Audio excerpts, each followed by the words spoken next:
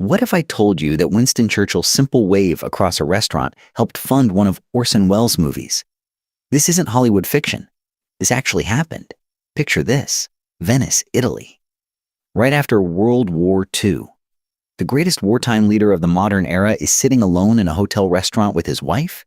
He's just been voted out of office despite winning the war. And across that same dining room, a filmmaker is desperately trying to convince a sketchy Russian businessman to fund his next picture. What happens next is one of the strangest and most fascinating stories about how a movie almost didn't get made. And it all comes down to one gesture from Winston Churchill. Let me take you back a few years before Venice. Orson Welles was performing Othello on stage in London. Now, if you don't know who Orson Welles is, he's the guy who made Citizen Kane, which many people call the greatest film ever made. An actor, director, writer, and someone who could command a stage like nobody else. One night during his run as Othello, after the show, Churchill came backstage. The Winston Churchill. The man who had just led Britain through its darkest hour and helped defeat Nazi Germany. He sat down in Welles' dressing room and did something absolutely incredible. He started reciting Othello's lines, not just a few lines, the entire part. From memory: most potent, grave, and reverend signors, my very noble and approved good masters. Churchill knew every single word. But here's the kicker. Churchill also knew which cuts Welles had made to the original Shakespeare text. And he recited those cuts with extra emphasis. Welles was blown away. Churchill had this incredible sense of humor and irony. He wasn't just a stern political figure. He was witty, sharp, and genuinely loved theater and performance. This moment created a connection between the two men. A connection that would become important years later in the most unexpected way. Fast forward a few years. The war is over, and then British voters kicked him out.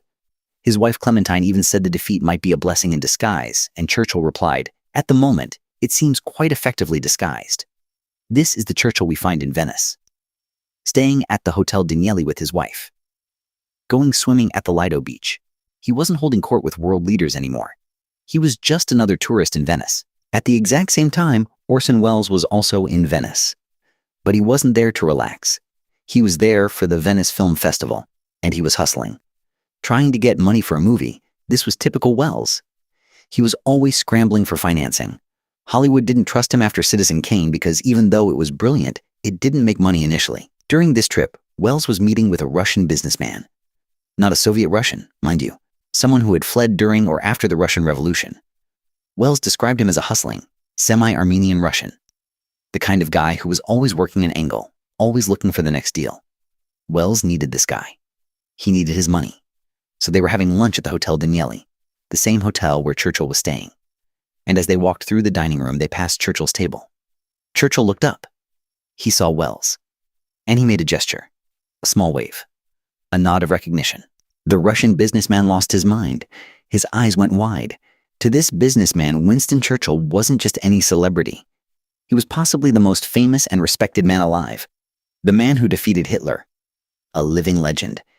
And here was Churchill, personally acknowledging Orson Welles, treating him with obvious respect and familiarity.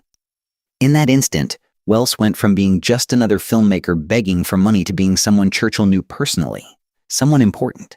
Someone worth investing in. Welles knew immediately what had happened. He could see it in the Russian's face. The dynamic of their negotiation had completely shifted.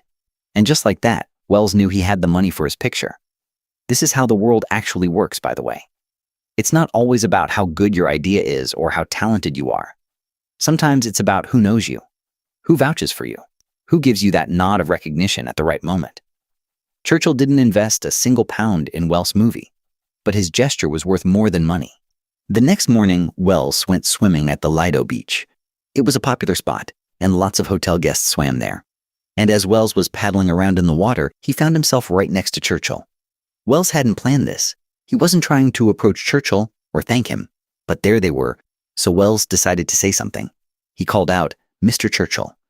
And then he explained what had happened. How Churchill's simple gesture the day before had meant everything to his negotiation with the Russian financier.